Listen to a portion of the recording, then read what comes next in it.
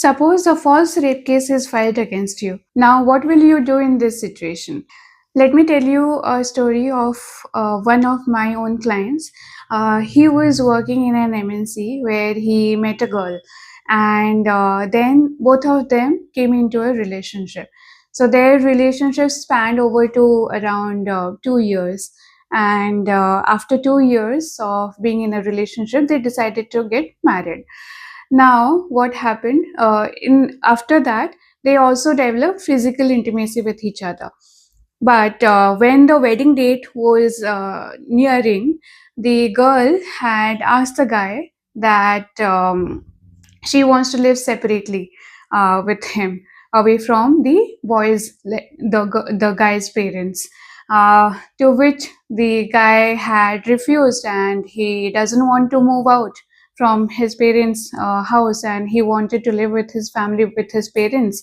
So he did not agree to it. Then obviously the argument cropped up. They argued, they disagreed, and at the end, so what happened was the wedding got cancelled because they broke up. So in my client's case, what I argued before the court was, I went to the very basic of the definition of rape. So which would include one, if there is no consent. Second would be if any threat or pressure or force exercised upon the girl.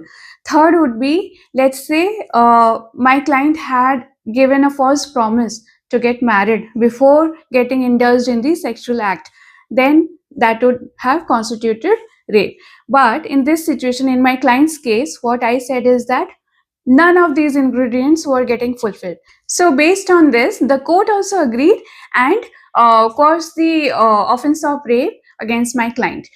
So these are the initial steps you should be taking when a false rape case is filed against you.